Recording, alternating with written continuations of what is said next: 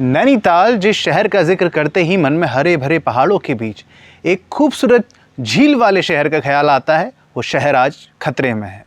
क्या बच पाएगा नैनीताल या समा जाएगा नैनी झील में? बात करेंगे आज।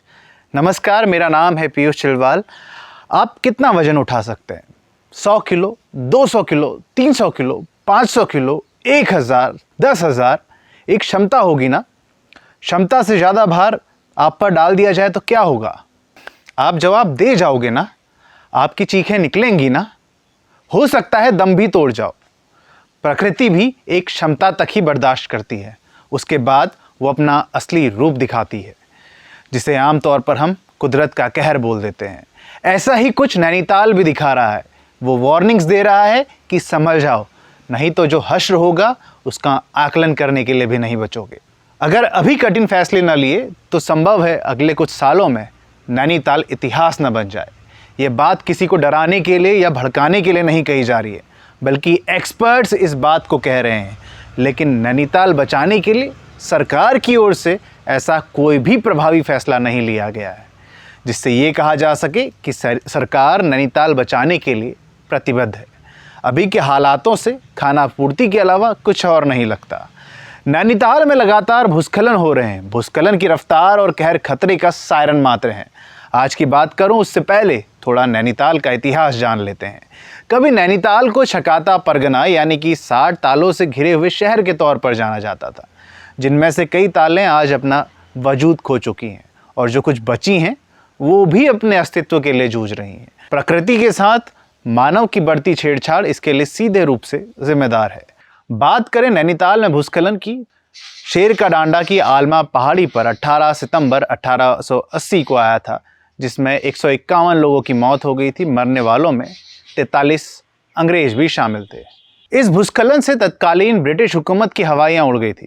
प्रकृति का ऐसा रौद्र रूप देखकर अंग्रेज हक्के बक्के रह गए थे, लेकिन अंग्रेजों ने प्रकृति के इस मैसेज को नज़रअंदाज नहीं किया, बल्कि उस वक्त के कुमाऊं कमिश्नर हेनरी रैमजे ने हिल सेफ्टी कमेटी का गठन किया ताकि पहाड़ों में होने वाले इस भूस्खलन को समझा जा सके और भविष्य में किसी भी आपदा से बचा जा सके। नैनीताल में भूस्खलन का वो सिलसिला वहां थमा नहीं, बल्कि वहां से उसकी शुरुआत हुई थी।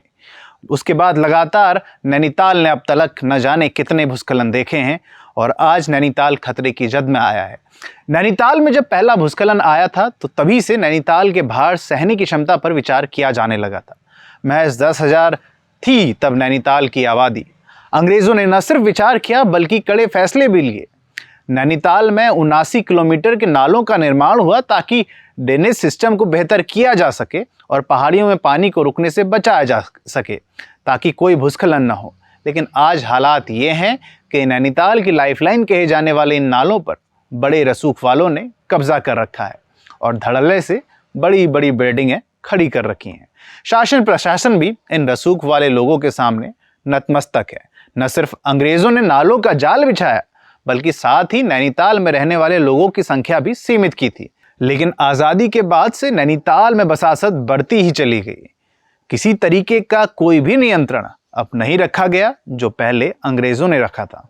आज जिस तेजी से अल्मा हिल्स, अयारपाटा और नैनीताल की नींव कहे जाने वाले बलिया नाले में लगातार भूस्खलन बढ़ रहे हैं, ये कहना बिल्कुल भी गलत नहीं होगा कि नैनीताल जल्द ही या कभी भी नैनी झील में समा सकता है, क्योंकि बलिया नाले का भूस्खलन अब नैनीताल के मुहाने पर दस्तक दे चुका है। कुछ साल पहले अंग्रेजों की बनाई गई लोअर माल रोड के टूटने की तस्वीरें नैनीताल से प्यार करने वालों के जहन से आज भी नहीं उतरती होगी। अगर नैनीताल को बचाना है तो कुछ बड़े फैसले लेने होंगे। किसी भी तरह के वैध और अवैध निर्माण पर नैनीताल में सख्ती से रोक लगानी होगी। अतिक्रमण से भी नैनीताल को मुक्त करना होगा, मतलब कि अंग्रेजों के बनाए गए वो बरसाती नालों को फिर से सक्रिय करना होगा और उन नालों पर कब्जा कर बसे लोगों को वहां से हटाकर उन पर सख्त कार्रवाई करनी होगी। नैनीताल से हाईकोर्ट को राज्य में किसी और स्थान पर शिफ्ट करना होगा, क्योंकि बड़ी आबादी में लोग हाईकोर्ट आते हैं। न सिर्फ हाईकोर्ट बल्कि जिला कोर्ट और अन्य कोर्टों को भी नैनीताल से बाहर शिफ्ट करने की ज़रूरत है, क्योंकि बड़ी संख्या में नैनीताल लोग कोर्ट के कामकाज से भी आते हैं और इससे नैनीताल की भार सहने की क्षमता पर भी असर पड़ता है, क्योंकि लोग अपने वाहन लेकर के आते हैं। टूरिस्टों की संख्या को नियंत्रित करना होगा। टूरिस्टों की गाड़ियों को नैनीताल से बाहर कहीं रुकवाना होगा और गाड़ियों के नैनीताल प्रवेश पर सख्ती से रोक लगानी होगी। जो भी सरकारी मुख्यालय नैनीताल में है उन्हें नैनीताल से बाहर शिफ्ट करना होगा और भी कई कड़े फैसले सरकार को नैनीताल को बचाने के लिए लेने पड़ेंगे। चंद लोगों के हितों की सुरक्षा करने के बजाय पूरे नैनीताल के हित के बारे में सोचना होगा और ये वक्त है कि यहाँ अब सिर्फ सोचा ना जाए बल्कि किया भी जाए। अन्यथा एक और भूस्खलन के बाद कहीं हम सिर्फ अफसोस करते न रह जाए कि हम नैनीताल को बचा सकते थे। मिलते हैं अगले वीडियो में, तब तक के लिए जय हिंद, जय देवभूमि।